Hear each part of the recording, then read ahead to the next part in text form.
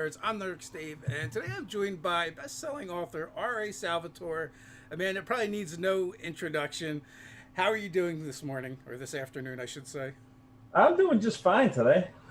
So, After a crazy week. yeah, and congratulations on being a grandpop again. Again, yep. It's pretty cool. I'm looking forward to doing that someday. Not too soon, though. Not too soon. We'll maybe start with like grandpuppies first or something. Oh, I have grandpuppies and grandkitties and grandsons. 6 grandsons. Well, we just got a new puppy, and that's like having a toddler again. A little bit. Not quite as Yeah. bad. Yeah, I have a couple. So, so you have a new book coming out in the Drizzt series, Relentless, or just came out, I should Just say. came out, yeah. Yeah, the end of last month. So we were talking. You're like 39 books deep into the Drizzt story. If That's a you lot count of books. Stone of Tomorrow, yep, it's 39 books. Yeah, And I count Stone of Tomorrow. and also I keep seeing a rumor that this is maybe the last book, but it has been neither confirmed nor denied at this point. So No, I can't confirm or deny that. I don't know where. I think it came from the fact that one of the first things they put out was that it was the end of the Generations trilogy, yeah, where everyone just assumed it was the end of Drizzt. And honestly, I thought Hero, which was the last book in the Homecoming trilogy before this, the last book that Wizards of the Coast did, I thought that would have been an okay ending point for Drizzt. I think this would be a great ending point for Drizzt. But there might be one more thing I really want to tell, and of course I'll probably keep saying that as we go on because the story just takes me down new roads every time I write a book. So so I'm not confirming the rumor that this is the last book.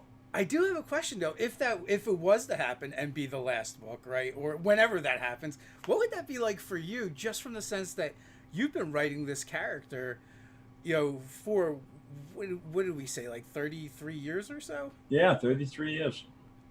Just past the 30. It's just past the 33rd anniversary of the creation of Drizzt. Yeah.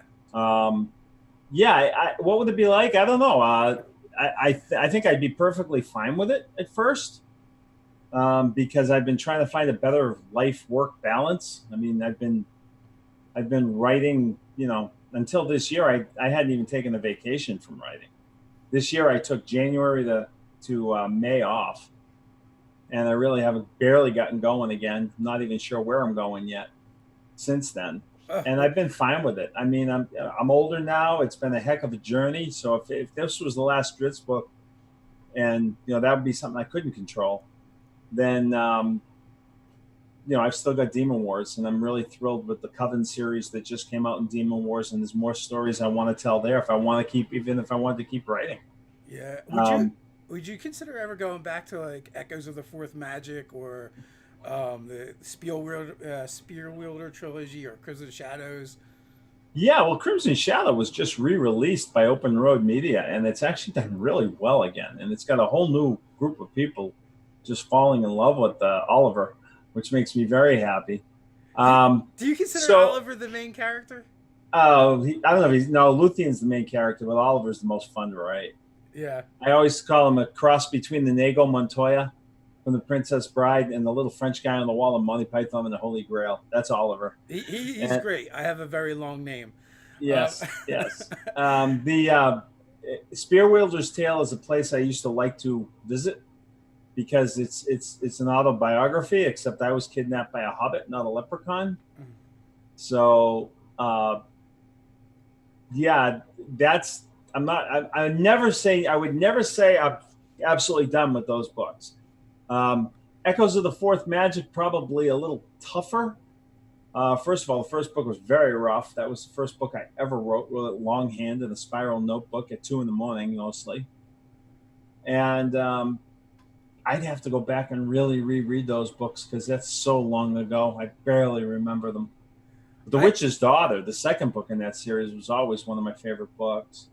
And I've got Demon Wars. Now, Demon Wars is a huge world with a magic system that's fully defined and that I created and a role playing cultures that game. are worth exploring.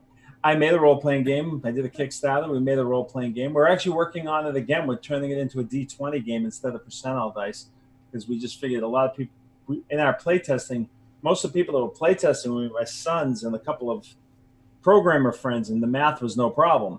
But as we widened it out, we began to see that using percentile dice can really slow the game down for a lot of people. So we're shifting it to a D20 system and adding some classes and things. And we may come back out with a revised Demon Wars Reformation 2.0. But we love the game. We played it for 6 years. We only stopped now because we don't have the online tools like we do with D&D Yeah.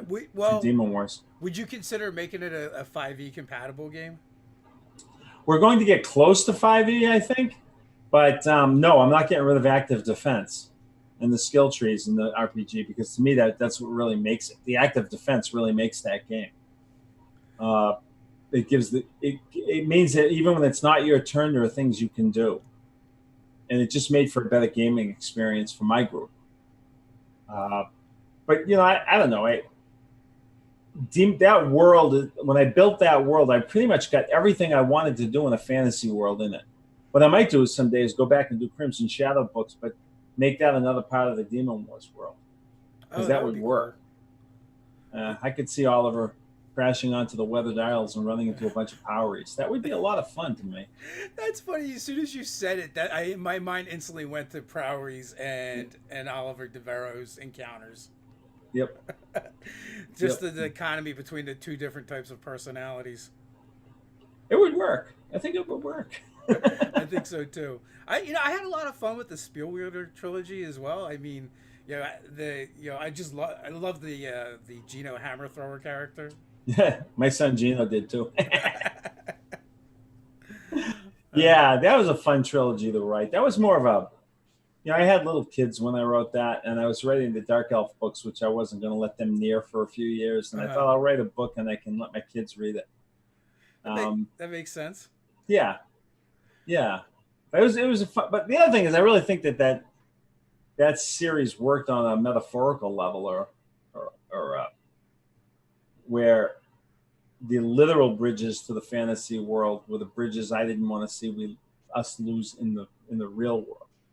Gary Ledger really went there, but I feel like I really went to Middle Earth when I read Tolkien, and that's the joy of good fantasies. You feel like you're there, complete with ill-fitting helmet. Yes, absolutely. Super, super important. Next time I go, I'm taking Pickle Boulder Shoulders pot and putting it on my head. There you go. Pickle was always a beloved character at Doodads. So you're also a gamer. Were you a gamer before you started writing, or were you did you start writing first? I think I actually started playing a little bit before I started writing, because I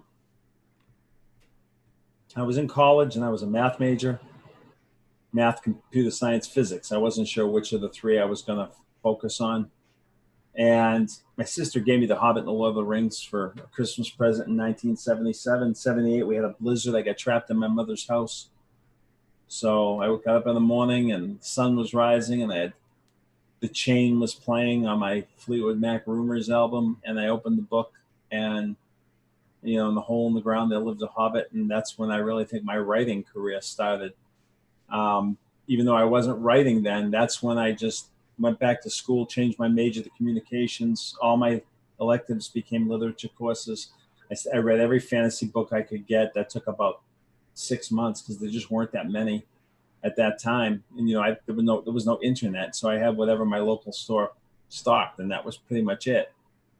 And I started playing D&D in I don't know if it was late 80 or early 81. I was still in college.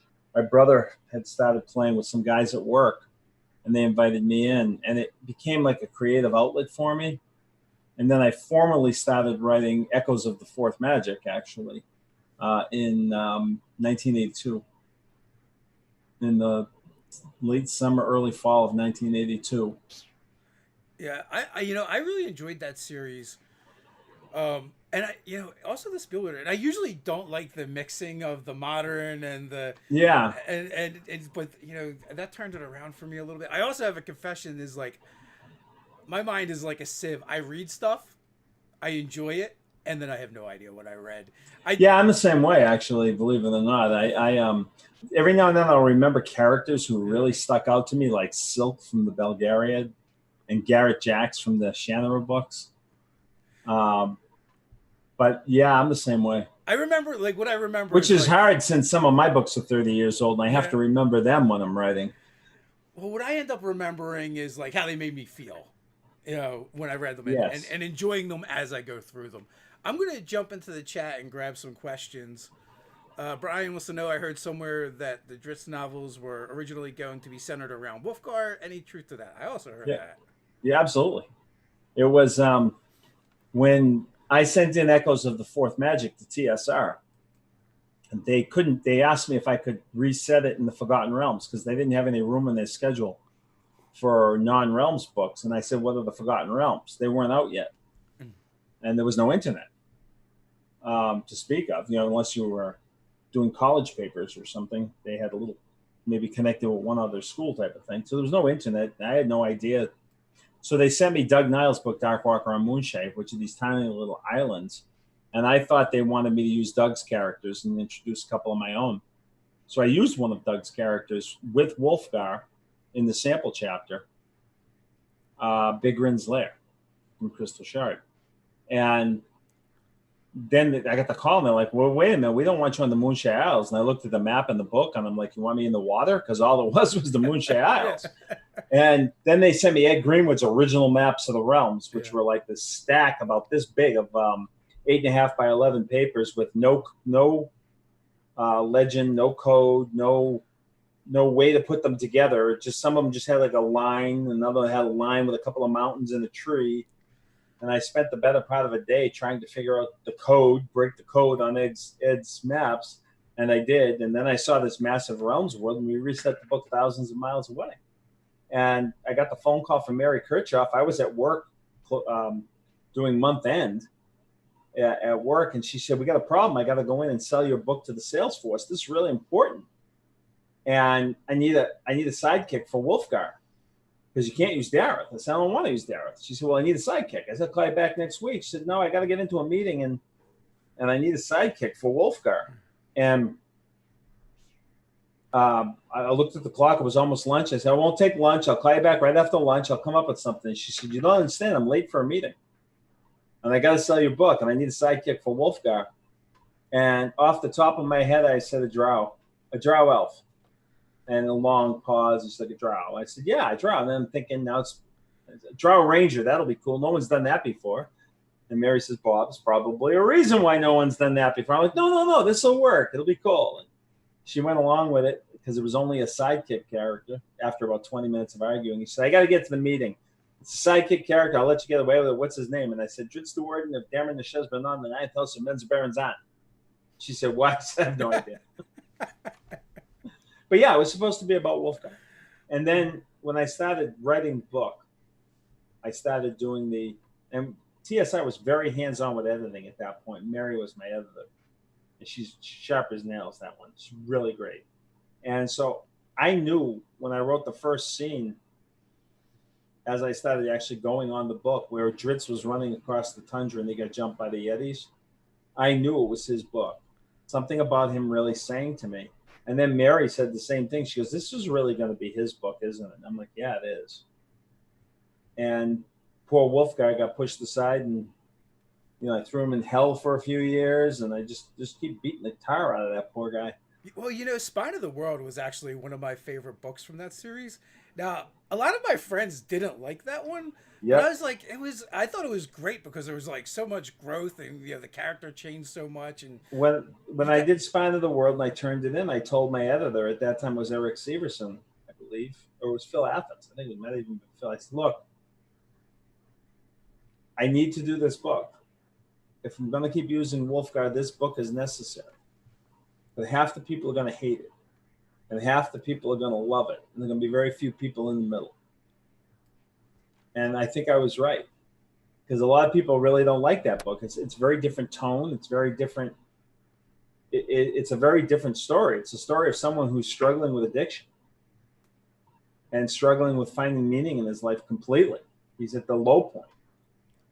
and introduced a lot of different characters, but it was a necessary book for me to keep going with the companions. The Morik the Rogue character was, Yeah. has always been one of the standout characters for me, and even more so like when he encounters Artemis Intrury, who is so much above and beyond what he is in his skill level. It was kind of cool to see like that character as like middle of the road, like proficient at what he does, good at what he does, but not the best per se. Not at that artisan Intrury level, but he was still like a fun and cool character, and like I loved when he spoilers for anyone who hasn't read that book, about when they're sneaking back into the city, and Wolfgar's like, aren't you worried that they're going to recognize you? And he's like, that's the guy that escorted me out. Yep. So I've always enjoyed the cast around the main characters. I think that cast is one of the reasons why I've been able to write so many books in the series, because at one point I wanted to just start like doing a Regis book, doing a Wolfgar book, doing a Brunner book, doing an Intrury book, doing a Jarl Axel book. Watsy wouldn't let me, because it was like, well, Drizzt is the man. He has to be in the books. And I understand that, because the Sellswords books that didn't have Drizzt, Road of the Patriarch and The Witch King, Promise of the Witch King, didn't sell as well as the Drizzt books. Yeah. Which kind of breaks my heart, because I think those are two of the better books I've done in the series. I think, Road of the Patriarch, I think that is like the perfect redemption story for Intrury. That was supposed to be his last book. And it was all the readers who wrote to me after and said, please don't end his story, because now we finally see him turning the corner and we want to see where he goes from here. I need to see this. And then they would tell me their own stories, whether it was, drug use or in prison or whatever. And I'm like, okay, I got to keep playing with this guy for a while. Well, and that's what's great about those characters. They just have so much depth, and you take this guy that's basically a total shitheel, right? And then you give him redeeming qualities and make him an actual person, or people are like, oh, he's terrible, but there's reasons why he's terrible. One of the first fights I had with TSR was when I submitted the Crystal Shred. My editor was freaking out. Eric, who was my other editor on the book, he kind of did the line editing with me. He was freaking out because I changed point of view all the time. And he's like, you can't do that. And that's, the old rules of writing. You're not supposed to do that. And I said, of course you can do that. He said, you'll confuse the readers. I said, were you confused? He said, no, well, I'm a trained professional. I said, that probably makes you more confused than the average readers. He's like, what do you mean? I said, well, you're reading books. You're learning and training on books that were written for readers. The audience today are television people. Television is point of view change.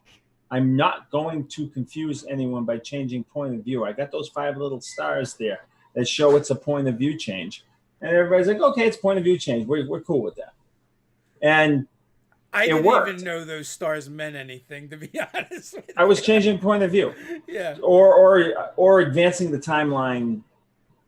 If it was the same characters and I was staying in the same point of view, I was advancing the timeline pretty substantially. But the reason I did that is because I don't want to just know Drizzt, and I don't just want to know what he thinks of the people around him, good and bad. I want to know what they're all thinking. So I keep changing point of view, just like TV shows. They are. I mean, you watch Big Bang Theory and you get Sheldon's point of view, Leonard's point of view, Penny's point of view, right? Raj's point of view, Howard's point of view. Watch Friends, right? It was Ross and Rachel, but the actors give you their points of view.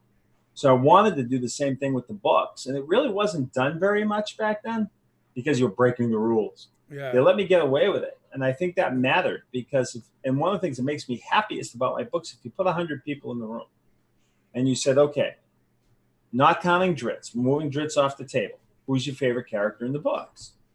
You'll get 30 different answers, right? Yeah. Just like which is your favorite book? You'll get 20 different answers. I like that. And then George R.R. Martin comes along. He's like, hold my beer. Here's 50 different characters and their points of view. Yeah, I keep imagining. Well, Robert Jordan too, right? I Yeah. keep imagining like they must have walls of their houses that are nothing but whiteboards, where they just keep track of like, and then like a red mark through the black marker. He's dead. He's dead. He's dead.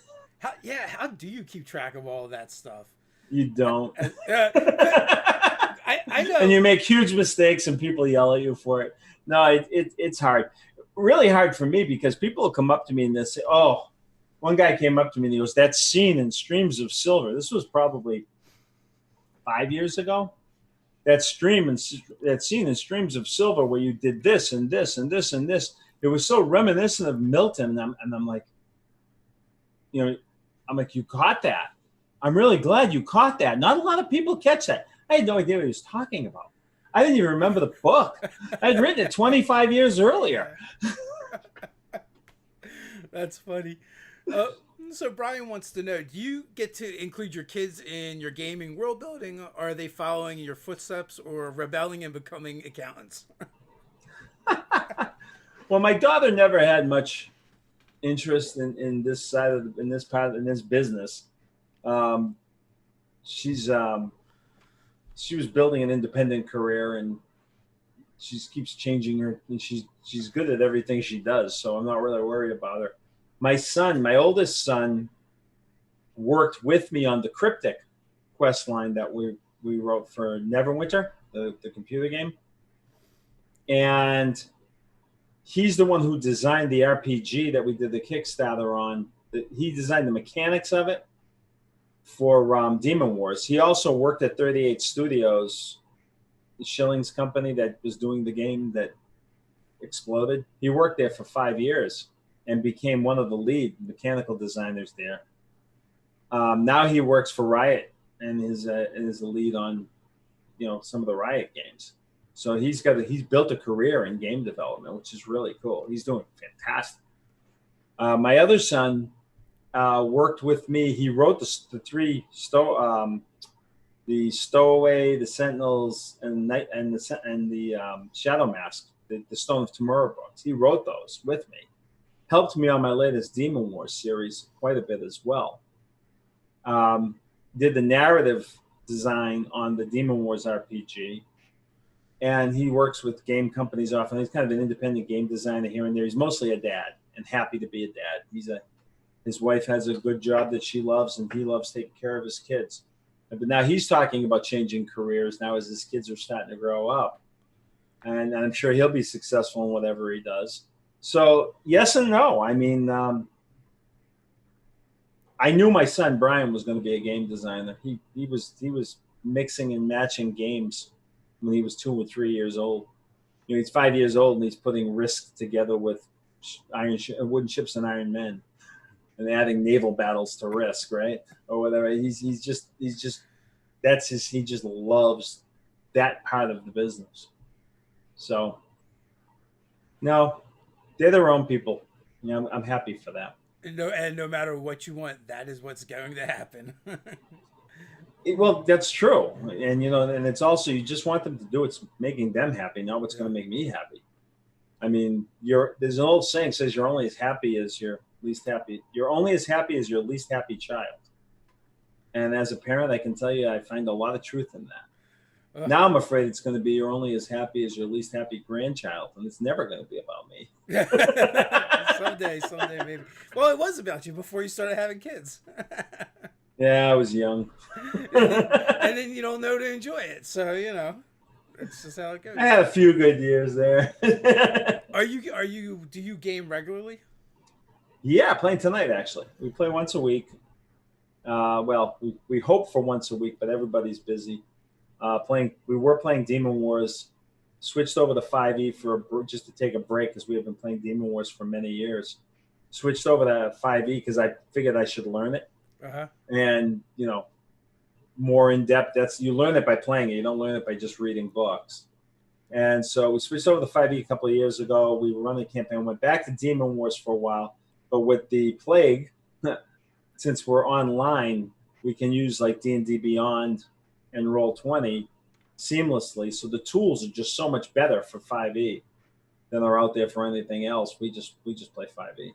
And Yeah. I'm really enjoying it, actually. I love the Roll20 and Beyond 20 app combo. It makes the game super easy. It's amazing. You just click on you want to do a strength roll, just click on your strength. And it rolls it on Roll20. It's amazing. Are you And usually a player or GM? fastest sitting around the table, at least. Yeah, I agree. Are you usually a player or GM?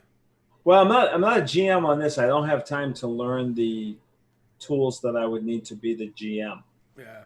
on Roll20 because it's harder. I mean that takes a lot of work. I just don't have the time right now. When we play, I think when we get back together again, I'm guessing my group will start convening in person again next May. I'm saying that because I'm in California from January to May, Uh-huh. and the group's out here in Massachusetts. And I don't think we'll be getting together before January in person. So Yeah. I'm guessing the next time we convene for our games, it'll be next May.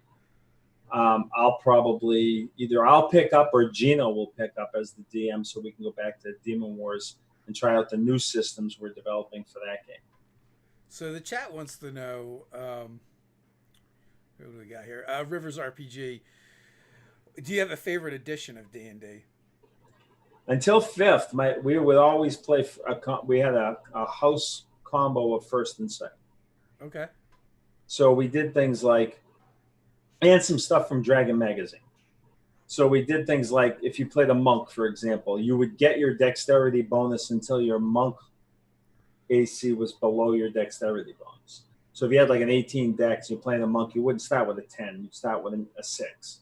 And then by the time you hit 5th level or whatever it was, where it went down to 5, your dexterity bonus never can take you below 6. Then the monk training would take over.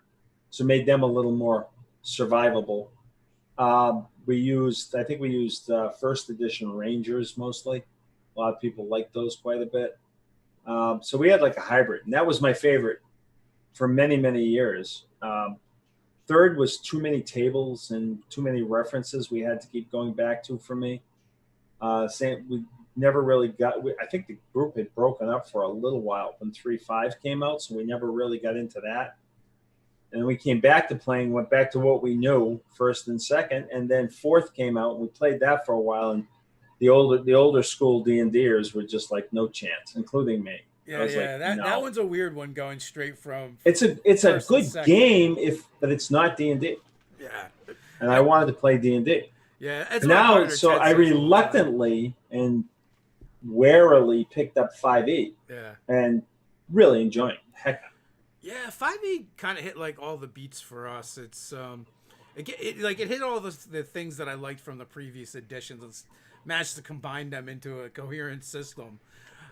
And it also made me realize what I missed from first and second edition when I moved to third edition, that I didn't know I missed it until this edition came out. It's kind of weird. Yeah, no, I get that completely. And I'm enjoying 5e a lot. So I think, kudos to everyone who worked on that product because they did a heck of a job. Yeah, and back in our day, a lower armor class was better. Yeah, I still can't wrap my head around those changes. Oh yeah, you want to see the return of the Thaco? I loved it when my characters were like 5th level and getting cocky, and I'd hit them with a group of 1st level drow who were wearing like +5 armor. Yeah. +5 chainmail and had like 18 dexterity. Yeah, good luck hitting them, right? And they were all 1st level drow. Yeah, and they had like +3 swords and darts that put you to sleep. And then the players would kill them and get all their good stuff, and they couldn't use it. As soon as they came to the surface, it would melt. Yeah, that's what I was about to say. The best part is, if they didn't know about drow yet, when they got back with the loot, they're like, "Oh," as it all turns to dust. Yep. That is some old school DMing right there. Yep. So are you BK Dan wants to know, what is your favorite 5e class to play, run? Have you been enjoying any of them in particular? The one I played the most, because I usually play the most, is a monk. I love monks. And my monk was like, I think we get to around 10th level in that campaign. And my monk was really starting to shine. I mean, really starting to shine. But that's when I think we realized that if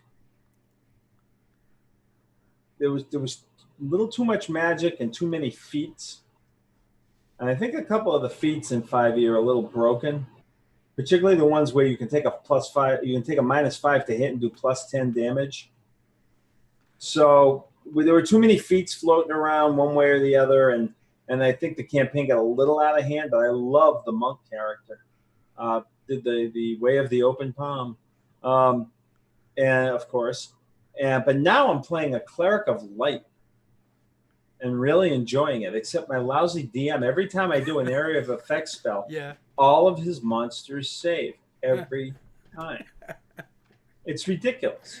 It's a running joke. I was, because at first I was casting a couple of spells from Xanthar's Guide to Everything. There was a cantrip that's like an area of effect cantrip, and I would cast that, and I'd have like 6 skeletons around me, and all 6 skeletons would save and take no damage, and then kill me. And it became the running joke in the party, is that Bob's casting, don't bother rolling, Paul. You're gonna save, and he will. But I'm enjoying the Cleric of Light quite a bit. Yeah, that's funny. Yeah, the Cleric of Light is definitely like, I want to be a cleric, but I also want to fireball somebody in their face. Yeah. So it's a nice mix. It's like kind of a.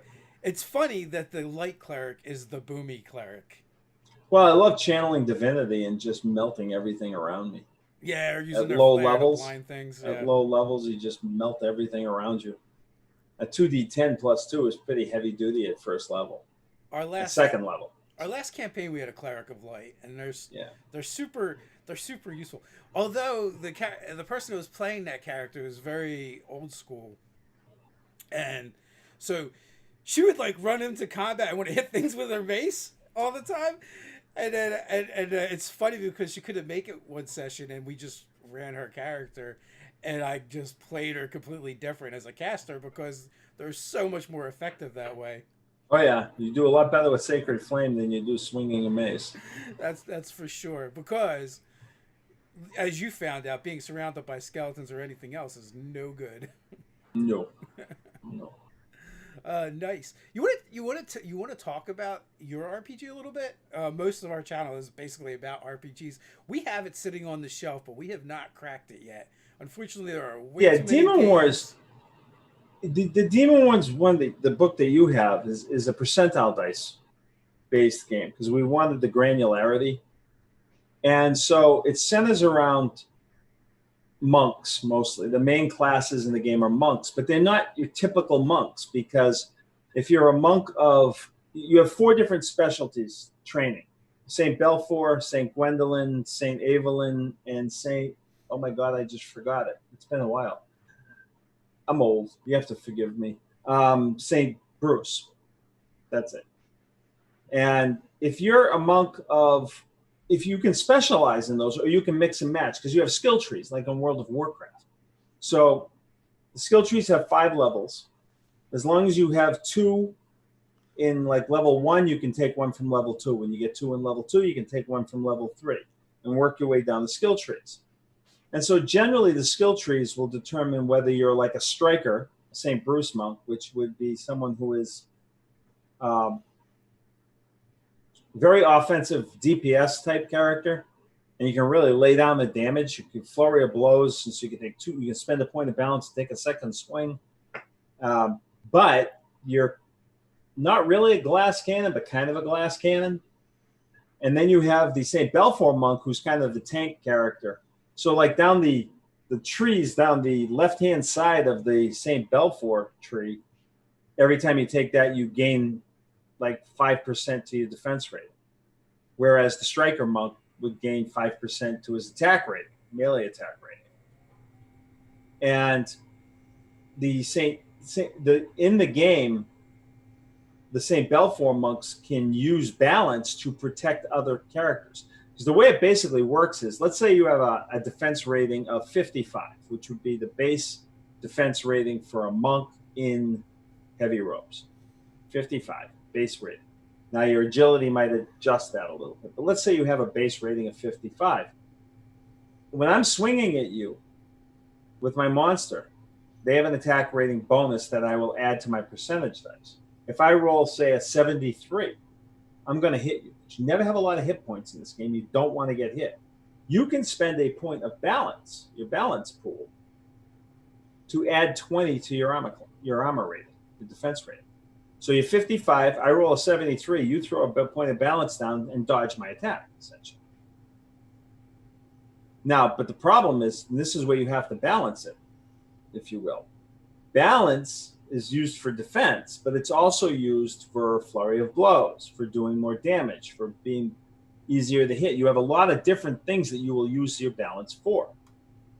So you have the St. Gwendolyn monk, and the St. Gwendolyn monk controls the battlefield, because the St. Gwendolyn monk can like spend a point of balance and give balance to 2 other adjacent characters, or can hit a monster so that that monster can't use balance against the next attacks directed at.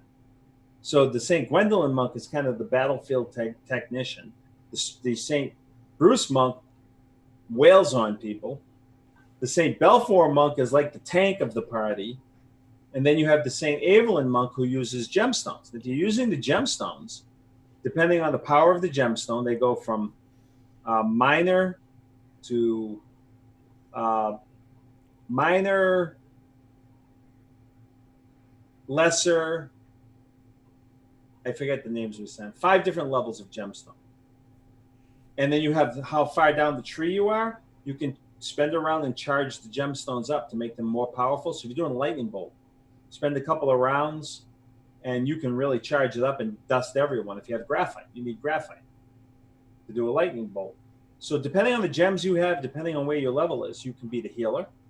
You can take support spells. You can be the healer, which is really powerful because you can like use your hematite and cast the heal and share it by augmenting the spell. If you go to higher levels with it and share it among the group, like a group heal, so it becomes a balancing act for them as well.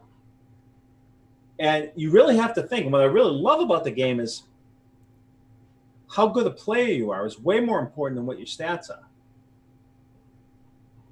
You know, how you improvise and how you balance, using your balance to stay alive as to defend yourself, or using it to burn the guy next to you know, the monster you're fighting.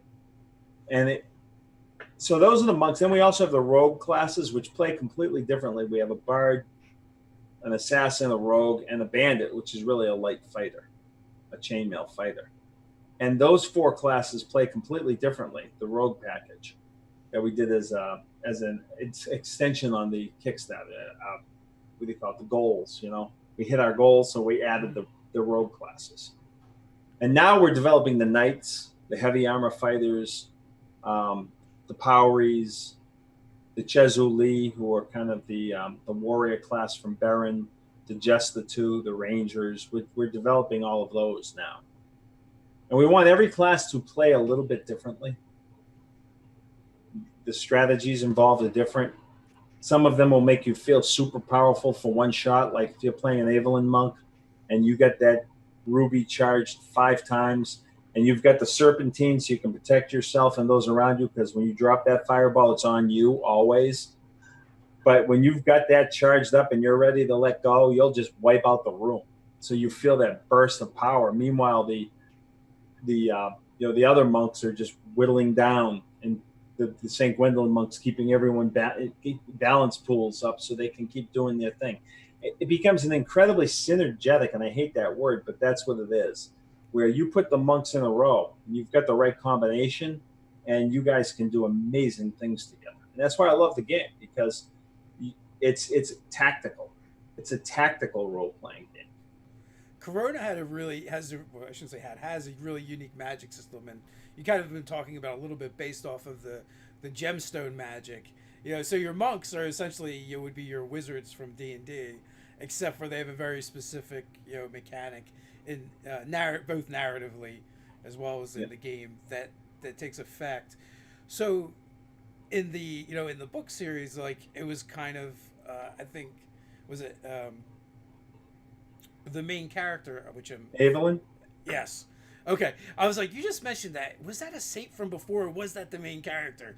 But like That was the main character who became a saint. yeah, and Evelyn started like mixing and matching gemstones, and they're like, you don't really do that, or that's Yeah. not how it's done. So how much of that are you able to do in the game? We're doing more now because Gino's really diving into it, and he's trying to put together a here's how you can combine gemstones tables to give people even more leeway. In the Demon Wars game, it shows you a couple, the original game, but it says you can mix and match gemstones to create your own spells type of thing, and that's between the player and the DM. But now we're putting a little more codification to that, so Yeah. you have a better idea of the parameters. You also in the new books in that series, the Coven books, I've introduced a kind of a variance on the gemstone magic with the witches on the Mountain of Fairy Spirit. The witches up there, um, they use crystals, and it's still gemstone magic, but it's slightly different. It operates a little differently, so we can add that to the game as well. Nice. Yeah, I'm looking forward to see what happens with that. The Demon Wars saga and the World of Corona is just a fantastic fantasy world with a bit of a different take on it. I really enjoyed those books. Well, I was very pleased because I love that series. I love those books. I wrote a 7-book series, then a 4-book series that takes place hundreds of years earlier, and then the 3-book series with all new characters, new setting in the same world, and new spin on the magic system, all of that. And I was very pleased because the Portalist just did a big article on Demon Wars, Mm-hmm. and they said it was one of the most underrated fantasy series ever. And it made me feel good because everyone who's hit that iconic character, that iconic series, every writer who's done that, there's a certain level of frustration that comes with that. Like because like why did Robert Jordan keep writing Wheel of Time? It was only supposed to be 4 or 5 books. Well, Tor probably wouldn't let him stop Yeah. because they were so successful. Eating becomes addictive. Exactly. And so like for me it's the same thing because my Dark Elf books, boom, out the door. We're off and running. And the other books I got to pull people by the nose to read them. So reading that from the Portalist was very satisfying to me. I mean, Terry Brooks and I talk about this all the time. Terry does his best books. I think were the night in the Word books, the series he just did about 20 years ago. And then what he wound up doing, he wound up winding them into Shannara because the Shannara readers want to read Shannara. So it's the same. It's the same thing for me and Drizzt, except I'm not winding Demon Wars into Drizzt. That's my world, just mine. Yeah. Well, and honestly, as much as I've enjoyed, the Icewind Dale crew, I so much more enjoyed the stuff that you've done in your own worlds, and also like there are just different writing tones that you kind of hit in those. I think they series serve as different well. purposes, right? The Drizzt books are buddy fantasy. Much more, it's a personal story. Even when it gets bigger, it's a personal story. It's more about the philosophy of Drizzt's philosophy about life and how he's trying to navigate a pretty savage world. The Demon War books are much bigger in scope. The original series, even the new series, much bigger in scope. The events encompass more people. Don't get attached to anyone because they may not be there by the end of the book, type of thing. They're much more akin to, the Wheel of Time or Song of Ice and Fire in terms of just scope. Yeah. And then like the Crimson Shadow and the Spiel Wielder, those were just like a lot more fun. Crimson Shadow's my riff on the Three Musketeers, and Spear Wielders is a fun fairy tale, essentially an autobiography, except I was kidnapped by a hobbit, not a leprechaun. Yeah. It's and yeah, they had spear wielders in particular a much lighter tone on purpose. But even like Crimson Shadow, Oliver DeBarros is one of my favorite characters I've ever written, and he just makes me groan, which is what I want from my humor character. Well, you cannot go wrong with a highway halfling. Yeah. So we do like these character builds, and we kind of did like an Oliver de Barros build. Uh-oh. I think in the character name, the character name is definitely not Oliver de Barros. But yeah, for me and Ted, that was one of our favorite characters. He was just so much fun to read about. Yep. Rocco It's fun wants to write. I bet Rocco wants to know what book or movie inspired you the most when you were young. When I was young, fine young. Yeah. The books that first woke me up to my imagination and the ability to have friends in books were the Charles Schultz Peanuts strips. I have a wonderful collection. You see the windows behind me? On the other side of those windows, those shelves are all first edition Peanuts books from the 60s. And they were my friends. Charlie Brown and Lucy and Snoopy and Linus were my friends growing up. So those were the first big influence on me. And then school beat the love of reading and writing out of me. And then I get Tolkien in college. My sister gives me Tolkien, and they reminded me of how much joy I used to get out of escaping into books. So that was a huge influence on me. I think for my writing style, the type of fantasy I wanted to write initially with Crystal Shard probably comes from Fritz Leiber's work. Fafhrd and Grey Mouser, the Lankmar series. Yeah. As far as movies, I don't really know of any movies that have done it for me, mostly because when my formative writing years, the fantasy movies, there were a couple of good ones, like Dragon Slayer was really good, but there weren't that many, and they weren't that good Yeah. because the special effects just weren't there. A lot of music inspires me. Fleetwood Mac inspires me. Has kind of been the journey. It's almost like they wrote the soundtrack of my life. My wife feels the same way. Everything about us early on was Fleetwood Mac. Was always playing in the background.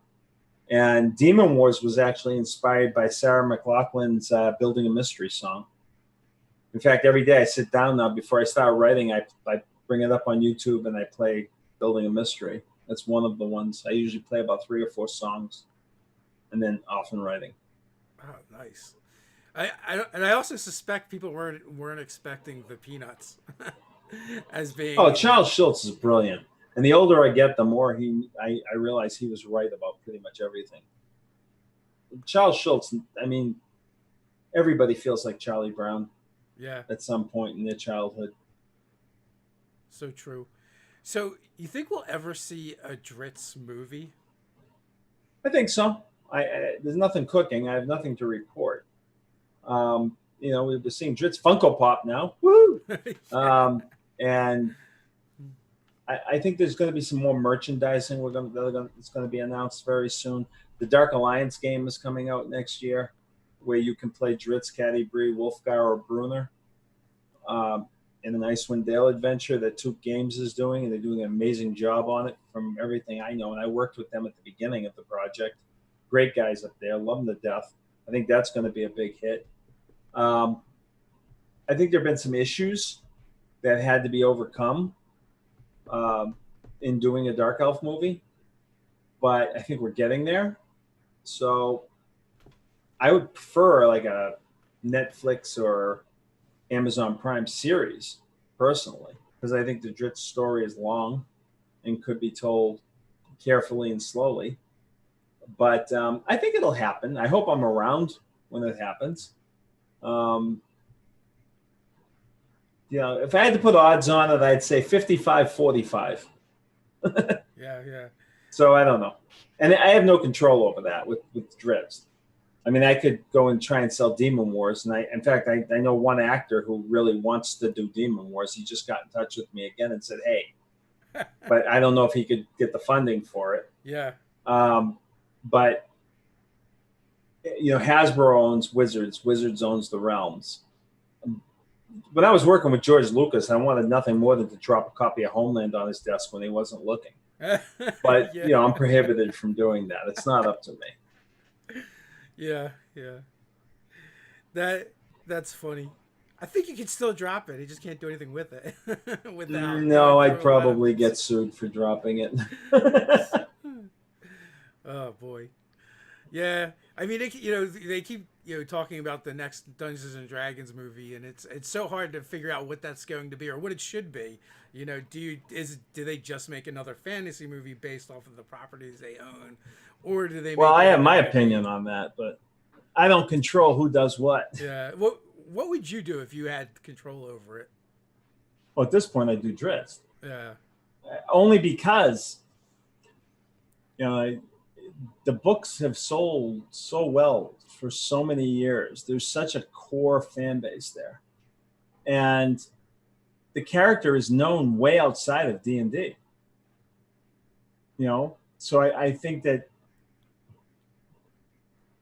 that would help a lot to introduce people into the realms. But that's me. I Yeah. mean, Ed Greenwood might disagree. He might say Elminster, of course. Yeah. I'm actually torn between whether they should go with a property or make it about the game, right? I think you Uh, go with the realms, or if you're going to do, like, they could do a Dragonlance movie. Certainly, yeah. they did an animated one a few years ago, many years ago now. There Um, is you know, there's I a think because here's the thing: if you a generic fantasy story is a generic fantasy story, yeah. and they're a dime a dozen. When you have the characters that people care about already, and you have the story arc, beginning, middle, and end of where you want to go with it. I think it gives you the ability to make a much stronger visual representation of that. So when I say about the game, what I mean is not generic fantasy. Like generic fantasy is if you're gonna go that route, that's just dumb because they do have these great properties that they could tap and they have brand recognition and people understand what they are. But there's a movie called Of Dice and Men, and it's about the gaming group, and then Yeah, like they yeah, would break into the game at different points and have parts of the game that would then be on screen, so it was kind of like a dramedy, and it was a gaming movie, but it was about the people, playing the game, yeah, not the game. yeah. But I mean, we see that as well in Freaks and Geeks. We saw it. We Yeah. saw it in The Big Bang Theory. We saw it in Stranger Things more recently. Um, yeah, I think there's room to do more with that as well. But if you're talking about, a Forgotten Realms movie, I think would be a wonderful thing. Yeah. I mean, there are lots of people who have lived a lot of years in the Forgotten Realms. I mean, obviously you've been in Forgotten Realms for a long time. You've written a ton there. Do you have a runner up campaign setting from D&D? Oh, I use Corona mostly, which is my Demon Wars world. Okay.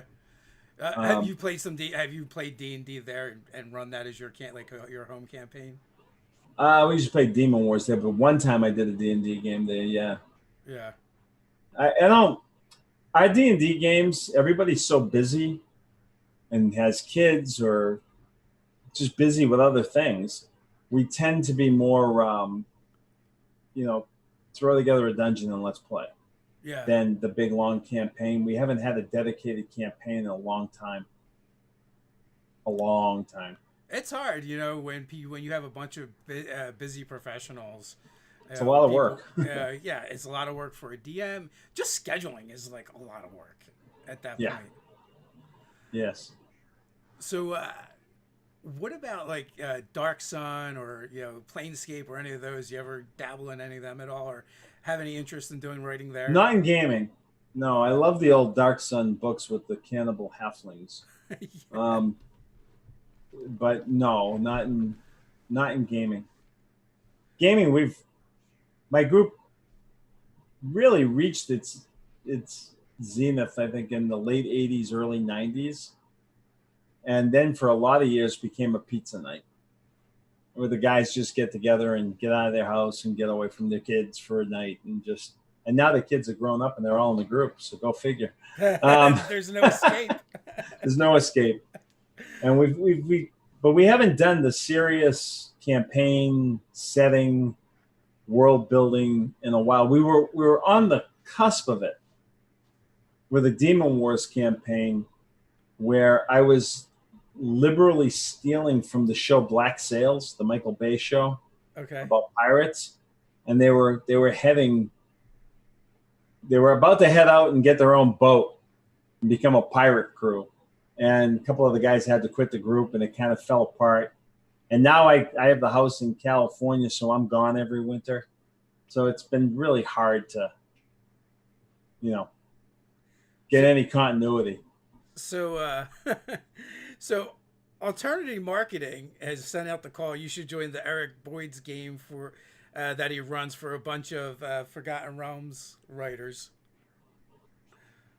A couple of games I'd like to join. Hoping this year I was supposed to join Joe Manganiello's group out in L.A., but the plague hit. The plague. Well, I was also supposed to be the guest of honor at Gen Con, but a plague hit. Yeah. I haven't been to Gen Con in 6 years either. I really wanted to get back. 2020 is going to be the year we forgot. Pretty much. Like nothing happened. Or the year we want to forget. It already is. Well, 2021 soon. I know we were planning to run our first convention in October, and that's not happening now. And now it's like, we're trying to figure out what's the next move. We've postponed it to 2021, and you still have to hope that everything's going to open up and things will be good to go. Yep, I did a San Diego Comic-Con panel on Zoom. I did a Candlekeep Gen Con panel started on Skype, went to Zoom because Skype blew up. I did a Read Pop panel that's going to be out soon. I missed. It's funny because I was never a big convention goer. I would go a couple a year. Yeah.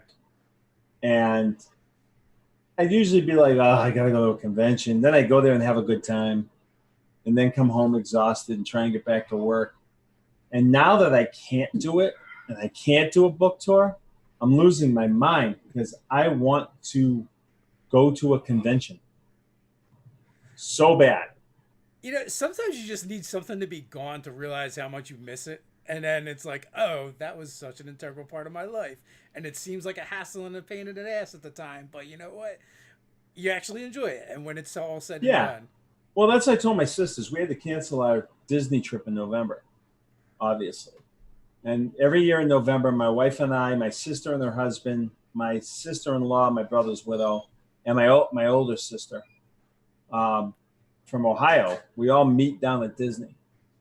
And we have for the Food and Wine Festival at Epcot. Yeah. And we do a week at Disney. And last year, my older sister, we thought it was going to be her last time going.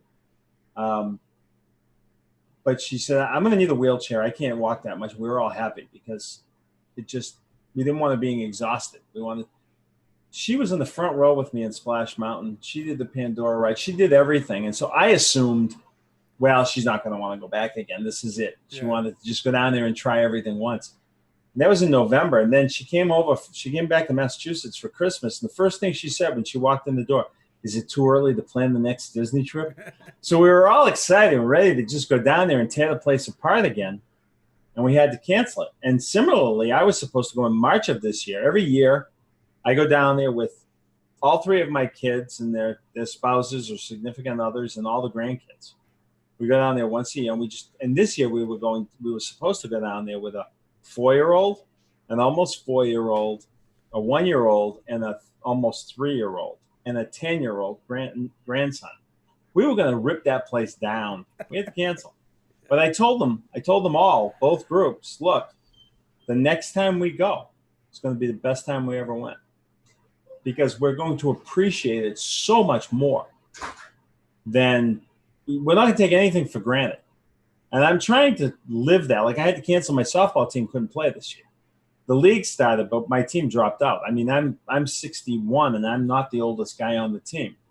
And we have a couple of cancer survivors on the team. We have people with severe asthma on the team. And so I put the email out and people were like, well, I'm just not willing to risk it. And I'm like, I agree. I'm not doing it either. So I had to pull Clam Battlehammer out of the softball league. No. But I told the league, don't refund my money. Just roll it over the next year because we're coming back. And I'm going to enjoy it so much more next year. because I'm going to appreciate it. I'm going to appreciate being able to do the things I haven't been able to do. And I remember when my brother was sick. He had cancer. It was terminal. And they knew it was terminal. And we were walking one day, and he said, you know, Bobby, I got to tell you, there's a blessing side of this. And I'm like, how can you say that? And he said, every day I feel like I'm living a week because I'm taking nothing for granted. I'm enjoying every minute I have. And it's been an amazing few months. And so I'm taking this whole thing with that same philosophy coming out of it. And I'm going to stop sweating the little things even more than I already do. And I'm going to just enjoy the hell out of those moments that I was taking for granted. And the people I was probably taking a little bit for granted too. You know, we are up on the hour mark, and this is when I usually ask someone for final thoughts. But I feel like that was perfect. Perfect. You know, I really do appreciate you coming on. You know, we've been a fan for a very long time. Thank you so much. And, you know, congratulations with the new grandchild, the new book, and I'm looking forward to seeing what else you come out with in the future. Well, hopefully I'll have some direction soon. But thanks for having me on. It was a lot of fun. It was great to be able to just talk about gaming a little bit too. Yeah. Well, it's a gaming channel. I figured that's where we're gonna definitely have to touch on. So with that, until next time, stay nerdy.